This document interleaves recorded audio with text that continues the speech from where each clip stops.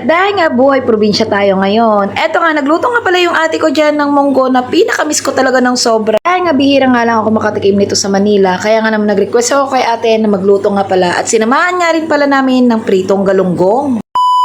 Umagang-umaga nga, ang focus nga pala dyan ng asawa ko ay gupitan nga pala yung aming munting anak kasi nga magsiswimming kami ngayong araw. Sabi ko nga pala dyan kay Papa, siya na nga lang maggupit sa anak niya kasi nga mas may tiwala pa ako sa kanya, charis. At eto nga yung tita ko, pinapamassage siya nga sa asawa ko itong kamay niya kasi nga hindi niya nga daw maitaas. Sabi ko nga sa kanya, sobra naman na yung pagkapayat niya, halos balat buto na nga lang talaga yun nakikita ko. Pero sa tuwing nakikita ko talaga si Tita Intang, nakikita ko rin talaga sa kanya si Lolo.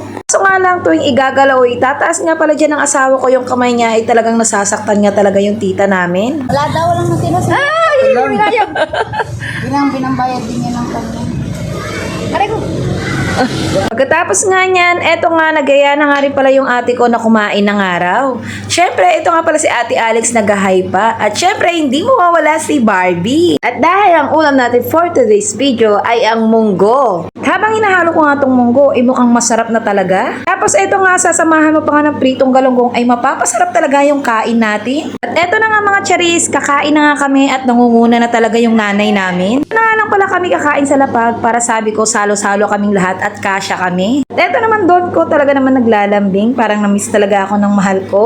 Eto talaga ang pinakamiss ko guys, yung talagang kakain kami ng salo-salo kahit na sobrang dami namin, masaya na magulo naman. Eto na nga mga mi, samahan nyo na nga kami kumain ng aming pananghalian. Mga oras na yan, wala pa talaga akong tulog, galing duty pa ako niyan pero hindi talaga ako tinatamaan ng antok. Sino ba naman kasi ang tatamaan ng antok kung ganitong namiss mo naman yung ganitong mga moment na to? At eto nga si Ate Barbie nga pala, dito nga pala siya nakatira sa bahay namin. By the way nga guys, eto nga kakain na muna ako at naghain na nga rin ako dito ng maraming pagkain. Hindi nga lang pala para sa akin yan, at dalawa na pala kami dito ng asawa ko. Ngayon naman kasi kami lagi na share kami dito sa isang plato lang. Hay nako, mawawala na naman yung diet ko at sigurado mapaparami talaga yung kain ko neto. Pero aminin nyo guys, kahit ano pang nasa hapagkainan natin, basta ganitong salo-salo tayo ay parang ang sarap kumain. Konti pa nga lang kami sa mga oras na yan, pero paano pa kaya pag nagsama-sama at nandito talaga yung lahat ng kapatid namin? Sobrang gulo talaga siguro namin pag kumpleto kaming magkakapatid. At eto nga si Ate Barbie, tingnan mo naman nakadikwatro pa talagang kumakain. At dahil tapos na nga rin akong kumain, ako na nga lang muna yung magbibideo. Andito nga rin pala si Angie, sabi ko nga kumain, ayaw naman kumain. Eto na nga pala yung bunso namin kapatid, malaki na kaya dapat ng sundan, charis. Eto naman nga si Ate Baka ko, ang sarap-sarap niya talagang kumain. Feel na feel niya talaga yung sarap ng luto niya.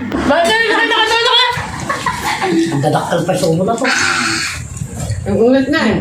Natapos na nga rin kaming lahat kumain at eto nga yung nanay ko, hindi pa nga rin tapos magpakain sa mga anak nga pala ng ate ko. Nga pala yung mga alipores na alaga nga pala ng nanay ko. Dito na nga lang pala nagtatapos mga charis, kaya see you na lang sa next vlog natin. Babu!